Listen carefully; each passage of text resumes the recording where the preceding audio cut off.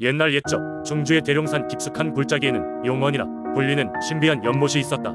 이 연못은 사람들 사이에서 신비로운 힘을 가지고 있다고 전해져 왔는데 물속에는 머리가 8이나 되는 커다란 황금빛 용이 살고 있다고도 하였다. 용원은 산 깊은 곳에 위치해 있어 아무나 접근할 수 없었으며 오직 마음이 깨끗한 자만이 길을 찾을 수 있다는 전설이 전해져 내려왔다. 산을 오르는 길은 가파르고 험난하여 인내심 있는 자만이 끝까지 도달할 수 있었다. 이 때문에 용원은 마을 사람들에게 신성한 장소로 여겨졌고 매년 농사를 시작하기 전 마을 사람들은 용원의 가호를 빌기 위해 제사를 올리곤 했다. 마을의 어른들은 아이들에게 용원에 얽힌 전설을 자주 이야기해 주었다. 전설에 따르면 옛날 이 마을에 큰 가뭄이 닥쳤을 때 사람들은 보다 못해 대룡산에 올라 용원에게 간절히 비를 내려줄 것을 기원했다. 그들의 간절함에 감동한 용은 하늘로 울라비 구름을 몰고 와 마음을 비를 내렸고 마을은 다시금 풍요로움을 되찾았다. 그 후로 마을 사람들은 매년 그날이 되면 용원에게 감사를 표하며 축제를 열었다. 시간이 흘러 용원의 전설은 단순한 이야기가 아니라 마을 공동체의 중요한 부분으로 자리 잡았다. 용원은 단순한 자연물이 아니라 마을의 수호신으로 믿어졌고 용과의 약속을 지키기 위해 마을 사람들은 언제나 자연과 조화를 이루며 살아갔다. 아이들에게는 자연의 소중함과 그것을 지키려는 마음이 얼마나 중요한지를 일깨워주는 전설이었다. 한편으로 용원을 찾아가기 위한 여정은 마을의 청년들에게 일종의 성년식 같은 역할을 했다. 청년들은 모험심을 갖고 길을 떠났고 그 과정에서 고난과 깨달음을 얻었다. 어떤 이는 길을 잃고 돌아가기도 하고 또 어떤 이는 용원을 마주한 감동적인 이야기를 마을로 가져오기도 했다. 모든 것이 급변하는 현대에도 어쩌면 대룡산 어딘가에는 여전히 용원이 남아있을지도 모른다. 그곳은 여전히 마음이 맑고 깨끗한 사람들만이 찾아낼 수 있는 장소이며 자연의 경이로움을 깨닫고자 하는 모든 이에게 신비로운 힘을 준다고 믿어지고 있다. 두 번째 이야기. 옛날 옛적 전라도 정읍에는 오래된 전통이 있었다. 해마다 가뭄이 들면 주민들은 한데 모여 비를 내리게 해달라고 기우제를 지냈다.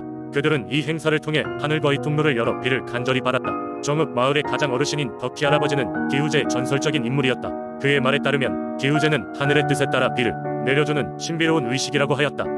마을 어르신들은 정성을 다해 의식을 준비하며 그 과정에서 절대 실수를 범하지 않으려 했다. 기우제는 주로 7월 초하루에 열렸다. 전날부터 마을 사람들은 준비에 열을 올렸다. 특별한 제사를 지내야 하므로 신선한 재료가 필요했다. 강에서 잡은 물고기, 산에서 꺾어온 낙엽, 논에서 갓 수확한 쌀까지 준비해야 했다. 마을 부녀자들은 바쁘게 움직이며 제사 음식을 만들었다.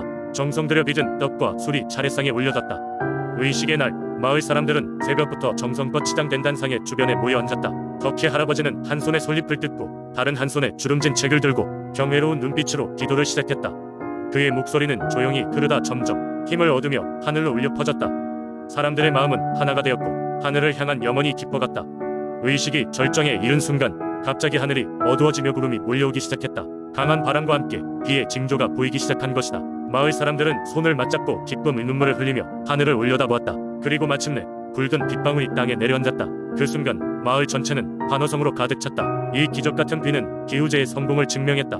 주민들은 비로움의 축복을 기뻐하며 다시금 땅을 적시고 노래와 춤으로 기쁨을 나누었다. 비는 멈추지 않고 마을을 촉촉하게 적셔주었고 그 해의 수확은 예년보다 몇 배는 더 풍성했다고 한다. 정읍의 기우제는 단순한 비가 아니라 마을 공동체가 함께 희망을 나누고 하늘의 축복을 받는 의식이었다. 오늘날까지도 이 전설같은 기우제는 정읍이 전통을 잇는 중요한 유산으로 남아있어 사람들의 마음속에 깊이 새겨져 있다. 세 번째 이야기. 옛날 어느 산 중턱에는 숲이 무성한 곳에 작은 마을이 있었어요.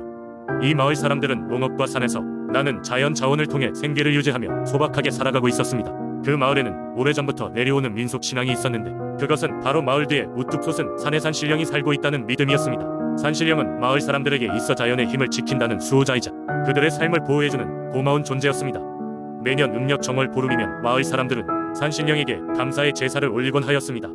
제사가 열리면 마을 사람들은 모두 산이 기슭에 모여 좋은 음식을 나누고 전통춤과 노래로 산신령을 기쁘게 하려고 노력했죠. 어느 해 겨울 유난히 추운 날씨가 계속되면서 마을 저장 식량은 점차 줄어들었고 사람들은 먹을거리가 부족하다는 걱정에 빠졌습니다. 그 해는 농사도 잘 안 되어 모두들 앞날을 걱정할 수밖에 없었습니다. 마을 사람들은 결국 산신령에게 간절히 기도를 올리기로 했습니다. 그래서 마을 어르신들은 대표로 젊은이 2명을 뽑아 산 꼭대기에 올려보내 산신령에게 도움을 요청하기로 했습니다. 젊은이들은 으스스한 겨울숲을 지나 산신령이 산다는 신성한 산 꼭대기로 향했습니다. 눈이 땅을 덮어 높은 산 오르기가 쉽지 않았지만 그들은 마을 사람들의 기도와 희망을 짊어지고 계속 걸어갔습니다. 드디어 산 꼭대기에 도달했을 때 그들은 짙은 안개 속에서 희미하게 형체를 가지고 있는 산신령을 만나게 되었습니다. 산신령은 말없이 그들을 바라보더니 조용히 입을 열어 말했습니다. 너희 마을 사람들의 간절한 마음을 잘 알겠다. 이번 겨울이 지난 후 봄이 와서 눈이 녹으면 남쪽의 비탈진 언덕에 큰 변화가 있을 것이다. 그때 어떤 기적 같은 일이 일어날 것이니 그것이 너희의 고통을 덜어줄 것이다. 그 후 산신령은 홀연히 사라졌습니다. 두 젊은이는 약속대로 마을로 돌아와 산신령의 말씀을 전하였습니다. 마을 사람들은 그 말을 믿고 무사히 겨울을 견뎠습니다. 그리고 눈이 녹고 따뜻한 봄이 왔을 때 마을 남쪽 비탈진 언덕에서 깜짝 놀랄 일이 벌어졌습니다. 비탈진 언덕이 무너져 내리면서 그곳에 묻힌 오래된 황금 항아리가 발견된 것입니다. 그것은 선조들이 무덤을 지킬 용도로 남겨두었던 것이었습니다. 이 황금 덕분에 마을 사람들은 다시 풍족한 삶을 살 수 있게 되었고 그들은 다시 한번 산신령의 신비로움과 은혜에 감사하며 제사를 지냈습니다. 그 이후로도 마을 사람들은 산신령을 잊지 않고 해마다 예를 다하며 지내게 되었답니다. 이 이야기를 통해 우리는 자신의 믿음에 대한 경외심과 성실한 마음이 결국 좋은 결과를 불러올 수 있다는 교훈을 얻게 됩니다. 그리고 자연을 존중하고 함께 살아가는 법을 배우게 되는 것이죠. 네 번째 이야기, 옛날 옛적 충청남도 논산 지역에는 깊고 푸른 강이 남쪽으로 흐르고 있었다. 이 강을 중심으로 작은 마을이 형성되었고 사람들은 물을 통해 생활을 영위하고 있었다. 계절이 바뀌고 해가 가는 동안 마을 사람들은 강의 은혜를 몸소 체험하며 평화로운 삶을 이어갔다. 하지만 시간이 지나면서 강물은 점차 얕아지기 시작했고 강을 통해 풍요를 누리던 마을에는 위기가 닥쳐왔다. 마을 사람들은 이를 해결하기 위해 모여 회의를 열었다. 그들은 장로에게 조언을 구했고 장로는 이 문제의 해결책은 강을 다스리는 용왕에게 있을 것이라 말했다. 그는 강을 수호하는 용왕이 고통받는 강을 원래의 모습으로 돌려놓을 수 있다고 믿었다. 다만 이를 위해서는 용왕을 기리며 희생과 정성을 다해야 한다고 했다. 이에 마을 사람들은 제사를 올리기로 결정했다. 그들은 제물을 준비하고 각자의 염원을 담아 강가에 모였다. 제사는 마을의 여성들이 주도했다. 가장 나이가 많은 할머니가 제물에 소금을 뿌리며 강가에 인사를 드렸고 마을 청년들은 준비한 음식을 강에 바쳤다. 바람이 잠잠해지고 하늘은 점차 어두워졌다. 문득 강의 물결이 요동치기 시작했다. 마을 사람들은 두려움과 기대감 속에 서로를 꼭 붙잡고 있었다. 이내 하늘에서는 붉고 푸른 빛깔이 교차하는 장관이 펼쳐졌고 그 사이로 거대한 용왕의 형상이 나타났다. 용왕은 묵직한 목소리로 마을 사람들에게 물었다. 너희가 진정강의 은혜에 감사하며 이곳에 모였노라 말할 수 있는가? 마을 사람들은 직언하며 그들의 성심을 다해 이 땅에 지속적인 풍요와 평화를 기원하였다. 용왕은 천천히 고개를 끄덕이고 사라졌다. 그 후 강물은 다시금 풍성해졌고 마을에는 번영이 이어졌다. 그날 이후로 마을 사람들은 해마다 이 시기가 되면 강가에서 용왕제를 올리며 그날을 기리는 풍습을 이어갔다. 이렇게 논산의 용왕제는 자연을 경외하고 또 감사하며 인간과 자연이 어떻게 조화롭게 살아갈 수 있는지를 잘 보여주는 이야기가 되었다. 논산 사람들에게 있어 용왕제는 단순한 전통 행사가 아니라 삶의 지혜를 깨닫고 자연과의 연결을 새삼 되새기는 날이 되었다. 다섯 번째 이야기, 오래전 전라북도 진안에 위치한 수리봉은 그 일대에서 가장 신비로운 곳으로 손꼽혔다. 수리봉에 오르면 계절에 따라 병풍처럼 펼쳐지는 천혜의 자연 경관은 그야말로 장관이었다. 하지만 이 산에는 단순한 아름다움 이상의 무엇인가가 있었다.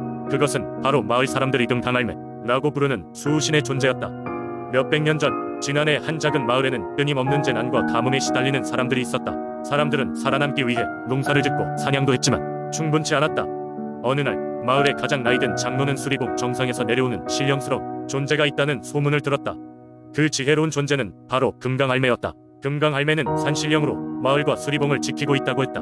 마을 사람들은 장로의 말을 믿고 수리봉 정상에 작은 제단을 세우기로 했다. 제단이 어느 정도 완성되던 밤, 긴 머리카락과 대나무를 타고 오는 아리따운 여인이 마을 사람들 앞에 나타났다. 그녀는 금강할매였다. 금강할매는 마을 사람들에게 말했다. 너희가 나를 믿고 섬기면 이 마을은 조화와 번영을 누릴 것이다. 하지만 나의 존재를 경홀히 여기면 큰 재앙이 올 것이다. 마을 사람들은 할매의 말씀을 두려워하면서도 경외심을 갖고 따랐다. 그들은 매년 수리봉에 올라가 작은 잔치를 벌였고 그곳에서 할매를 위한 작은 희생제를 드리며 마을의 안전을 빌었다. 이후로 마을은 물질적 풍요를 누리지 못했지만 배고픔과 재난으로부터는 자유로울 수 있었다. 몇 해가 지나고 마을의 젊은 사내 몇몇은 수리봉 저편에 있는 다른 마을과의 분쟁에서 희생을 당하게 되었다. 이에 분노한 젊은 사내들은 할매의 말을 잊고 제단을 부수려 했다. 그날 밤 수리봉 산 너머에서 끔찍한 폭풍이 몰아쳐왔고 마을은 큰 피해를 입었다. 결국 사람들은 자신들이 무엇을 잘못했는지를 깨닫고 다시 제단을 세워 할매에게 혼을 빌었다. 이후로 금강할매는 다시금 마을을 지키기 시작했다. 어느 날 밤 마을의 한 여자가 할매의 꿈을 꾸었다고 했다. 그 꿈에서 할매는 말없이 고개를 끄덕이고 있었다. 마을 사람들은 그 꿈을 좋게 받아들이며 서로에 대한 신뢰와 믿음을 회복했다. 지금까지도 진안의 수리봉은 그런 신비로운 이야기로 가득하다. 마을 사람들은 할매가 그들을 지켜준다는 신념을 가지고 매년 그 믿음을 신성하게 유지하며 살아가고 있다. 그 전설은 때론 현실로, 때론 환상으로 어우러져 많은 사람에게 전해지고 있다.